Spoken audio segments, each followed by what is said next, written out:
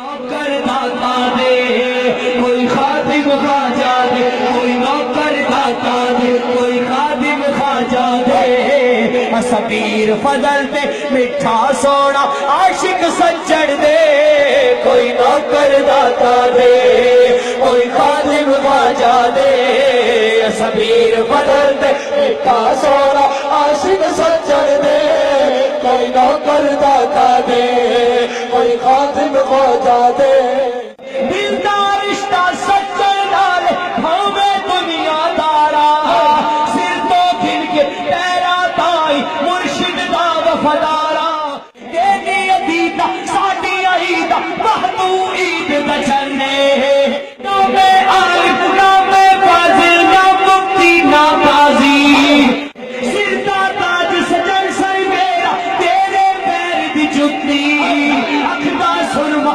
میرا سجنا اس جُتی دی مٹی، جڑے پاندے اکھیاں چے غملا دے صدیاں دے۔ اگر زمین پھاڑ کر کوئی نکلے، اگر کوئی آسمان چیر کر بھی نکلے تو مجھے اس پر کوئی بھروسہ نہیں، میری زندگی کا ایک ایک لمحہ میرے پیر کی غلامی اور ان کی خدمت کے۔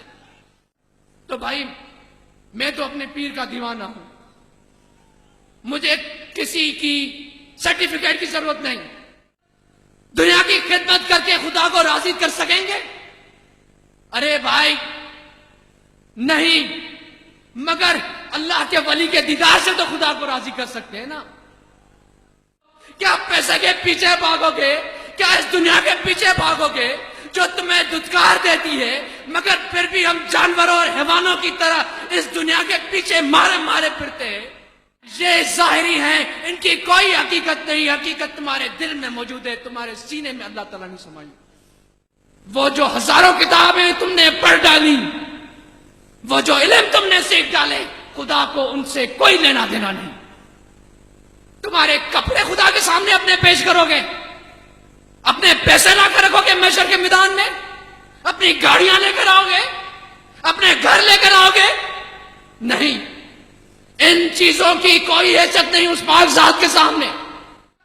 یہ میرے پیر کی نظر، یہ ان کا صدقہ کہ اس جماعت کا ایک ایک فرد خدا کا ولی ہے۔ فرقوں میں بٹنا چھوڑ دو، تعصب اور قوم پرستی چھوڑ دو، ہم اللہ والوں کے غلام ہیں، ہمیں فخر ہے، ہم اللہ والوں کے غلام ہیں، ہمیں فخر ہے۔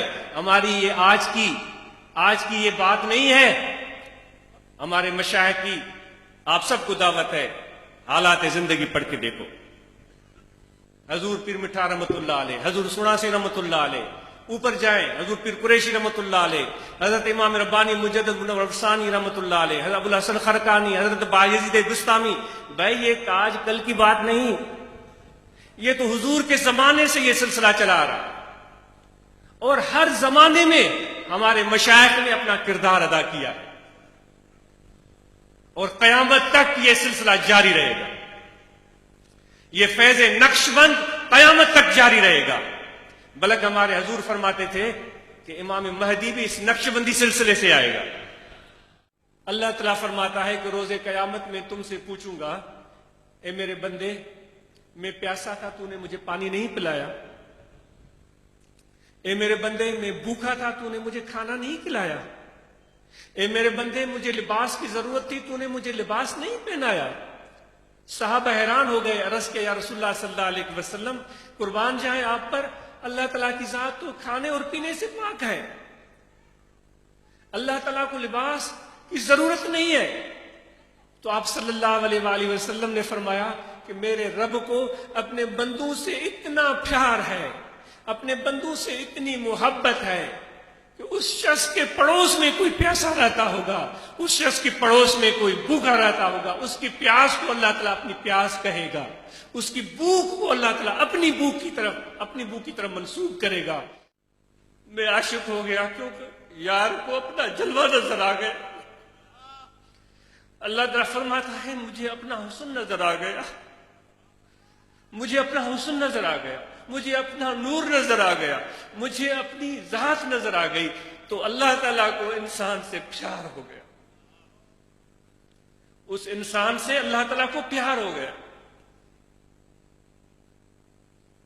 تو اللہ تعالیٰ نے فرشتوں کو حکم دیا کہ یہ ہے وہ میرا مقصود کائنات، اس کو میں نے پیدا کیا ہے، اس کے سامنے سے دریز ہو جاؤ۔ تو اس لیے وہ حضرت صلی اللہ علیہ وسلم کی خدمت میں عرض کیا گیا کہ یہ صحابی، ان کے اندر یہ عادت خراب ہے، یعنی عورتوں کی طرف مائل ہو جاتے ہیں، اور پھر یہ شکایت بڑھتے بڑھتے حضور تک پہنچی۔ تو آپ نے اس کو بلایا۔ اب ہم جیسا ہوتا تو شاید اس کو ڈانٹتا۔ حضرت صلی اللہ علیہ وسلم نے اس کو پاس بٹھایا، محبت دی، حال احوال پوچھا، پھر فرمایا کہ بھائی ذرا تم تو بتاؤ، یہ جو تم حرکتیں کرتے ہو، کوئی ایسی حرکت تم پسند کرو گے تمہارے بہن کے ساتھ کوئی کرے؟ وہ کہنے لگا یا رسول اللہ نہیں۔ فرمایا تمہارے رشتے گنواتے گئے، اس رشتے کے ساتھ، اس رشتے کے ساتھ۔ وہ کہتے ہیں یا رسول اللہ صلی اللہ علیہ وسلم نہیں۔ آپ نے فرمایا پھر ذرا جب تم اپنے لیے پسند نہیں کرتے ہو تو پھر تم اوروں کے لیے یہ چیز کیوں پسند کرتے ہو؟ اس کی آنکھوں میں آنسو آ گیا، عرض کیا یا رسول اللہ صلی اللہ علیہ وسلم بس آپ دعا فرمائیں آئندہ ایسی بات مجھ سے سرزد نہیں ہوگی۔ آپ نے ان کے سینے پر ہاتھ رکھا۔ اتنی محبت ہوئی حضور کی اس صحابی کے ساتھ جس سے سب صحابی بیزار تھے کہ آپ نے اس صحابی کو اپنے ہاتھوں میں اٹھا کر لحد میں اتارا۔ یہ ہے سب سے بڑے مبلغ کا طریقہ۔